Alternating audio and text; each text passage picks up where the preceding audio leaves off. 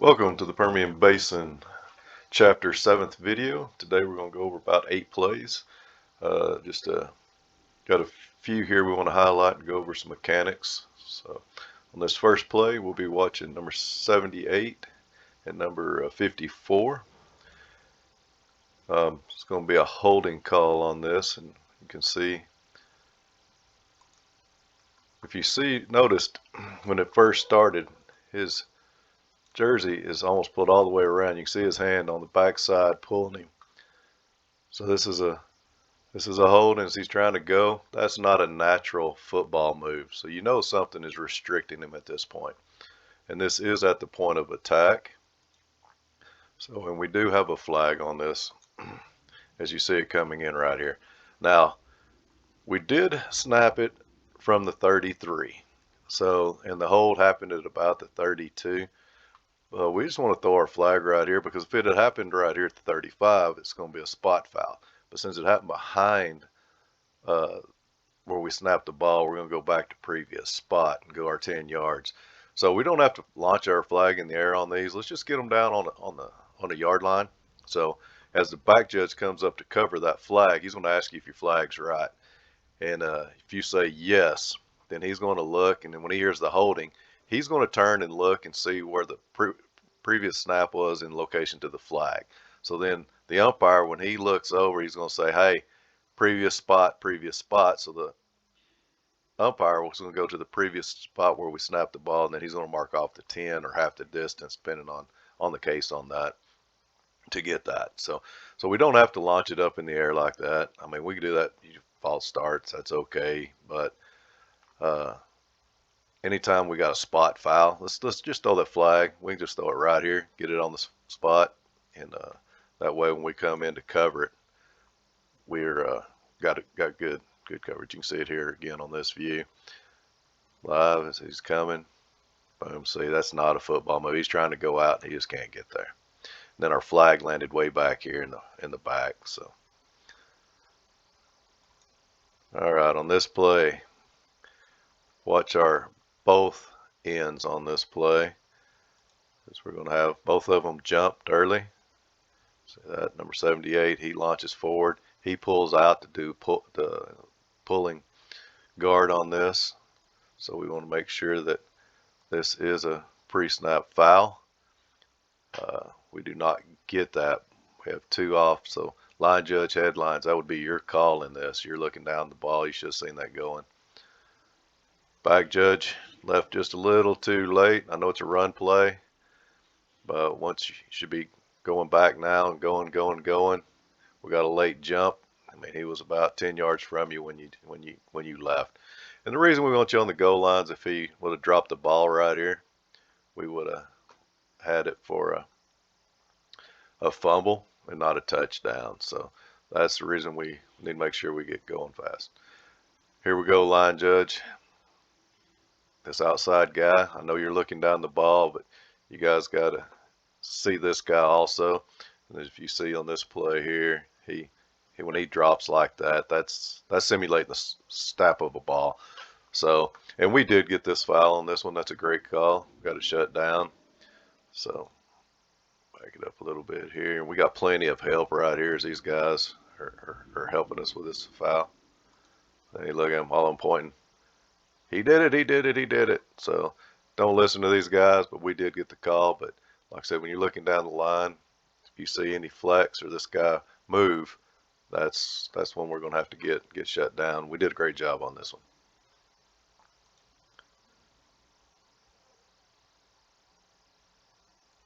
Okay, quarterback just got hit. Let's call it the 30.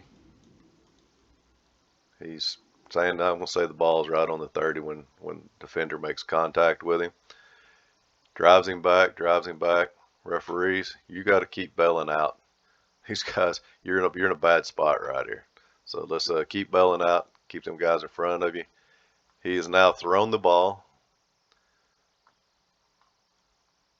Referee can't see it because he's running for his life. And the ball lands. He was in the tackle box. But we have an eligible receiver. So we will not have intentional grounding on this one.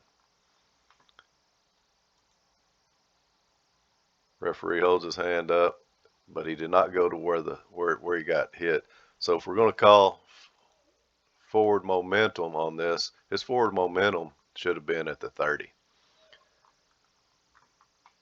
And then, like I said, on this one, he's holding his hand up. Nobody's giving an incomplete signal. So, like I said, though, we do have an eligible receiver, so we will not have intentional grounding. Don't know if that was communicated, but our next snap is at the 40. So that was third down. So if we would have went from the 30, it would be 4th and 20. Now we got 4th and 30. So that's a big spot because that's the 30 going in. So now they're in punt formation. They may have went for it at the 30. You never know. They might have a great kicker who could make it from the 37. So on this one, headlines, you should come running in and said, hey, we got an incomplete pass, or referee, did you have momentum stopped? And then we'd have went to the 30, but we ended up at the 40 somehow.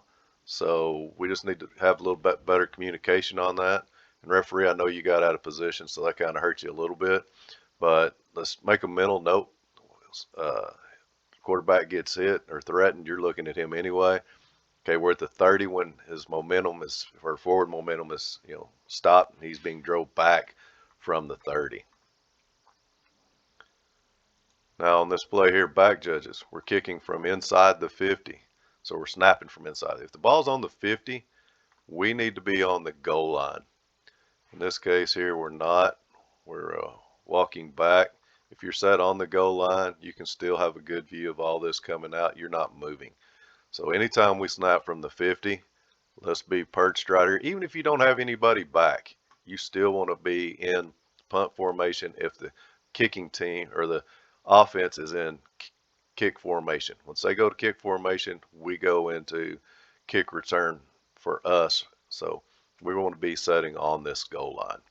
So now we got our back to it, watching it in. So once again, now we're out of position. We're not watching any. Let's make sure that we're there. Right on this play, we're going to have it's kind of a running kind of all together. So this is the next play. It's 4th down and 4 from the 41.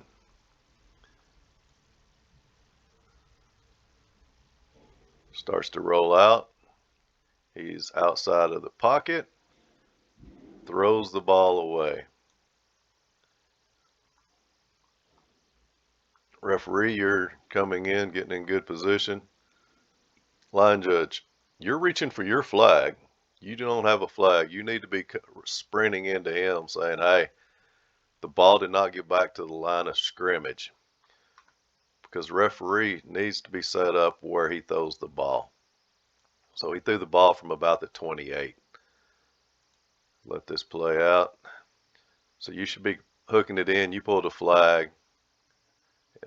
So that's the referee's flag. You're just going to say the ball did not get back to the line of scrimmage. You see him coming out, no player in the area. Okay, so this is our next play. It was 4th and 4 from the 41. We threw the ball from the 28, and the ball went out of bounds around the 35. So I don't know how, if we just went with the spot of the foul was the 35, because this would have been a loss of down foul, which would have gave the ball over to them, but they shot the ball at the 28.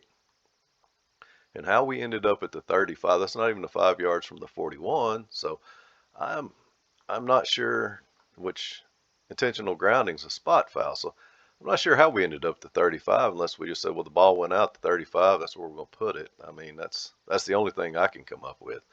If anybody in this crew like to enlighten me on that, I'd really like to know what the conversation was and how y'all came up with the 35. But yeah, the ball should have been at 28 because that's where he released it. So that's where we would have the intentional grounding from, not where the ball went out of bounds.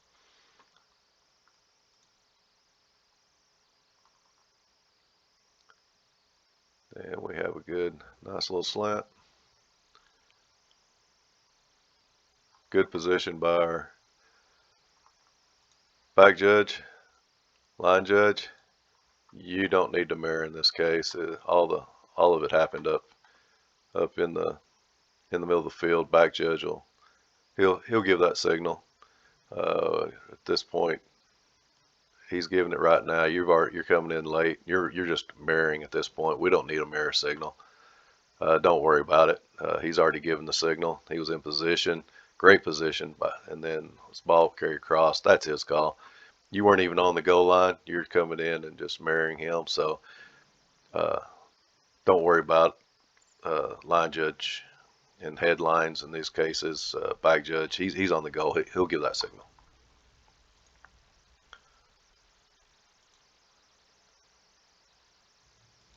Same play. All right, here we go. 3rd and 12. Okay, we have an incomplete pass here. So let's kind of walk through this one a little bit. Referee, great position. Looking back over here towards this tackle. Got this running back. If he goes false start, so you're looking right where you need to. Line judge, headline. Everybody's in great position. Got where they need to be looking. So as he's coming in, takes a snap. We got a forward pass. When he flips the ball forward, that's a little shovel pass. That is a forward pass. Referee, great position. You're looking right in. Line judge, watching down the line. But watch what happens next. Grabs his beanbag. And he's throwing his beanbag as a fumble. So nobody's giving an incomplete signal. Everybody's walking back, working a fumble on this play. Referee, you need to shut this down. You had a great look at that. I mean, you was looking right in on it. So we would go with a incomplete pass, and we're going to replay be next down. So it'd be a fourth and 12 at this point. Instead, we're actually going to give it about 4th and 14, but it is an incomplete pass. So if the defense would have picked it up, things could have got uglier if he had fumbled again out here. So that was an incomplete pass.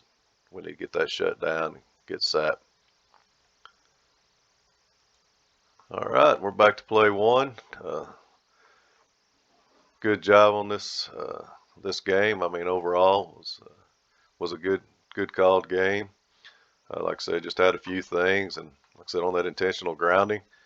Like I said, I don't know who the guys are in the crew, but if you're watching this, would let me know. I would love to hear the conversation, how that went down.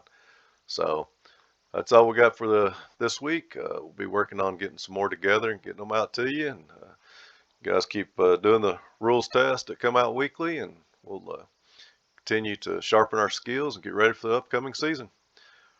Thanks a lot, and we'll talk to you soon.